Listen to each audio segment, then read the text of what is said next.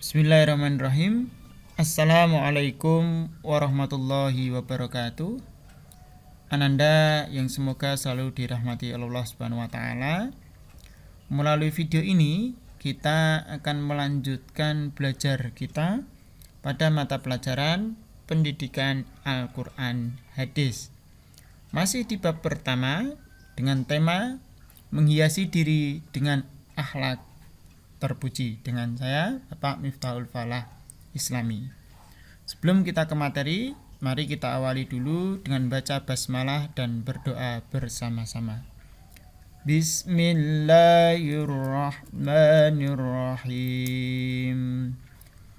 Raditu billahi rabba wa bil islami dina wa bi Muhammadin nabiyya wa rasula Rabbi zidni ilma warzuqni fahma amin. Ya. Sebelumnya kita ingat lagi kompetensi dasar yang akan kita tempuh baik dari KI 1, 2, 3 dan 4. Ini masih sama seperti ayat atau hadis sebelumnya karena masih sama-sama berada di bab yang pertama. Adapun materi pokok, video ini kita beranjak ke materi pokok nomor 4, yaitu Quran Surat Al-Hujurat, Quran Surat ke-49 ayat 10. Sedangkan penilaiannya adalah mendemonstrasikan hafalan. Berdasarkan materi pokok tersebut, berikut adalah indikator yang akan kita tempuh dalam video ini. Jadi di pengetahuan KI ketiga nanti Ananda harus bisa menganalisa makna baik per kata maupun secara keseluruhan Quran Surat Al-Hujurat, Quran Surat ke-49 ayat 10 tentang ukhuwah. Sedangkan untuk yang keterampilan atau KI 4-nya, Ananda harus bisa mendemonstrasikan hafalan Quran Surat Al-Hujurat, Quran Surat ke-49 ayat 10. Sembari kita mengingat lagi, ini adalah istilah-istilah yang akan kita pakai pada tema ini, menghiasi diri dengan akhlak terpuji. Namun pada video ini, istilah yang paling banyak akan dipakai ada istilah yang ketiga, yaitu ukhuwah. Ukhuwah itu apa? Persaudaraan. Nah, persaudaraan itu apa? Adanya perasaan simpati dan empati antara dua orang atau lebih. Jadi lebih dititik beratkan kepada perasaan simpati dan empati. Bersaudara itu tidak hanya sekedar kakak sekandung, adik sekandung ataupun saudara-saudara. Jadi gitu ya.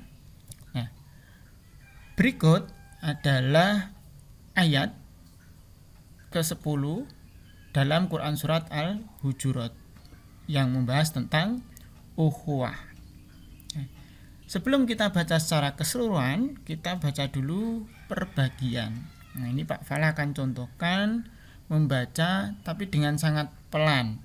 Nanti kata per kata, bagian per bagian, kemudian nanti kita baca secara keseluruhan. Nah, di sini ada kursor yang bisa Ananda lihat. Ini nanti Pak Falah akan tunjukkan mana yang akan Pak Falah baca.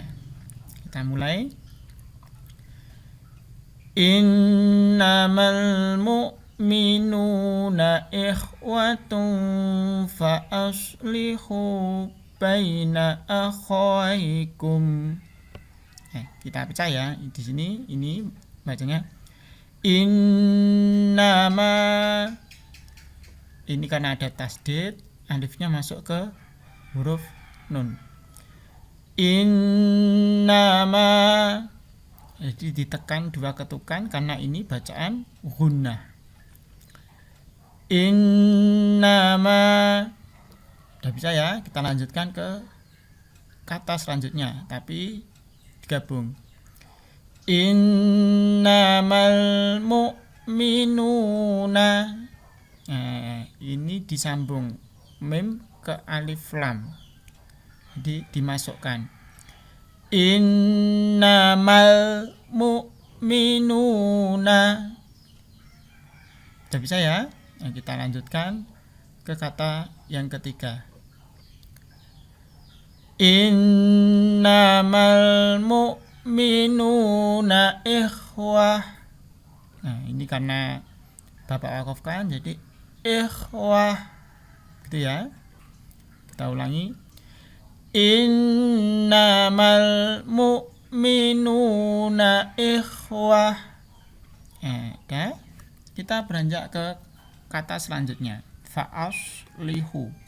Kalau ini dibaca sendiri fa'aslihu. Ulangi. Ini yang ada kursornya ini. Fa'aslihu. Kita ulang dari awal sampai sini ya. Innamal mu'minuna ikhwatun fa'aslihu. Nah, di sini ada ikhfa. Ikhwatun fa'aslihu. Nah, jadi ada dhammatain bertemu dengan huruf fa. Jadi dibaca samar-samar. Ikhwatun fa'aslihu. Ini dhammatain bertemu dengan huruf fa. Jadi samar-samar. Ini ya, ini sudah bisa ya. Baina. Kita ulangi sambil dilihat nanti ini yang samar-samar. Innamal mu'minuna ikhwatun fa'aslihu baina. Kita lanjutkan. Ini kata ini dibaca akhawaikum. Dibaca lagi akhawaikum. Ini wawu masuk ke ya. Akhawaikum. Itu ya. Kita baca lagi sampai akhawaikum. Innamal mu'minuna ikhwatun fa'aslihu baina akhawaikum. Ya. Ini satu bagian.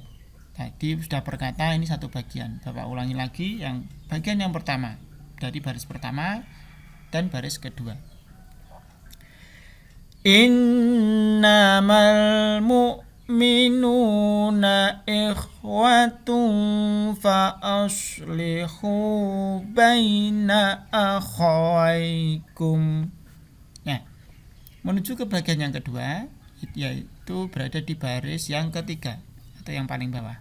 Kita baca wattaqullah. Nah, jadi ini wattaqullah.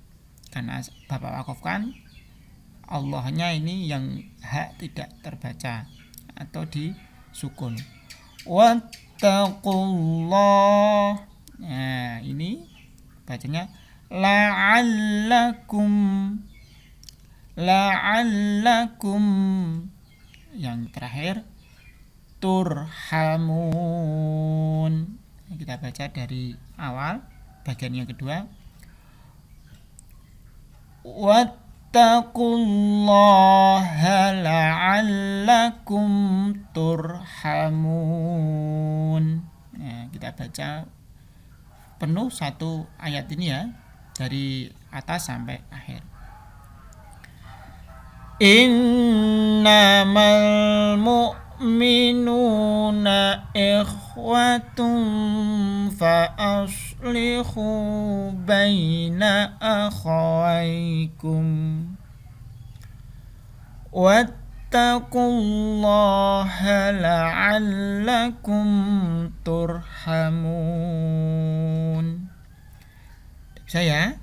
Nah, kita lanjutkan. Adapun beberapa hukum bacaan yang terdapat dalam Quran surat Taubah, surat Al-Hujurat ayat 10. Ini kurang lebih di ini. Ikhwatum, ini tadi yang Bapak maksud, dhammatain bertemu dengan fa. Nah, ini ya. Kenapa? Ini apabila ada nun sukun atau tanwin bertemu dengan huruf 15 apa saja ini sudah ada, maka dibaca samar-samar dengan dengung.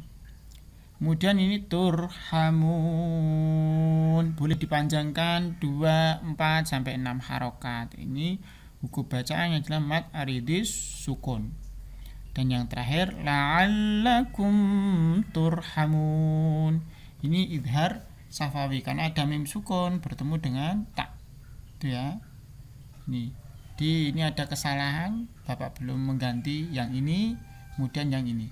Ini huruf tak, sebagaimana yang berwarna merah. Adapun alasannya, penjelasannya ada di kolom yang paling kanan. Begitu ya. Nah, ini arti perkata. Ananda bisa baca sendiri, innama sesungguhnya sampai dengan turhamun itu dirahmati. Nah, ketika arti perkatanya sudah tahu seperti ini, arti selengkapnya bagaimana ini? Sesungguhnya orang-orang yang beriman itu bersaudara. Karena itu, damaikanlah antara kedua saudara kalian yang berselisih dan bertakwalah kepada Allah agar kalian mendapat rahmat. Nah, ini arti secara keseluruhan. Isi kandungannya apa sih? Dia ada beberapa makna yang terkandung dalam ayat tersebut. Kurang lebih Bapak tuliskan 6 poin. Yang pertama, orang yang beriman itu adalah orang yang mengimani rukun iman. Jadi rukun iman ada berapa, apa saja, Ananda pasti sudah belajar itu di pelajaran akidah akhlak, baik sebelum di SMA maupun ketika di TPA. Itu ya, jadi orang yang beriman itu orang yang mengimani rukun iman. Tidak hanya beriman kepada Allah saja, tapi semua rukun iman diimani. Yang kedua, orang-orang yang beriman itu memiliki ikatan tali persaudaraan yang kuat, yaitu ukhuwah Islamiyah. Jadi orang yang beriman itu sering diistilahkan atau disebut di sini sebagai ukhuwah Islamiyah. Jadi ada ikatan saudara. Seperti yang kita bahas tadi, makna dalam istilah tadi, persaudaraan itu bukan hanya karena saudara sekandung, kakak sekandung atau adik sekandung, itu bukan seperti itu. Tapi ketika ada rasa simpati dan empati antara satu dengan yang lainnya, itu adalah persaudaraan. Jadi jangan sampai lupa makna persaudaraan yang berada dalam tema ini. Yang ketiga, ukhuwah Islamiyah atau persaudaraan Islamiyah atau saudara seiman itu bukan karena ikatan saudara.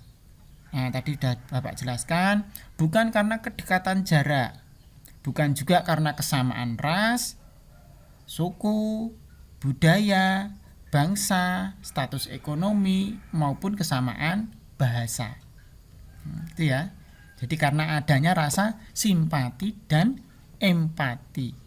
Nah, apa itu simpati, apa itu empati? Ananda bisa mencari makna atau penjelasan lain di literatur-literatur yang lain. Pak Fala tidak akan membahas lebih lanjut di video ini. Yang keempat, Allah berpesan bahwa orang beriman itu hendaknya mencintai saudaranya sebagaimana mencintai diri sendiri, serta tidak rela saudaranya terjerumus ke dalam kejelekan atau sesuatu yang merugikan. Jadi ketika adanya cinta, maka kita harus bersimpati dan berempati.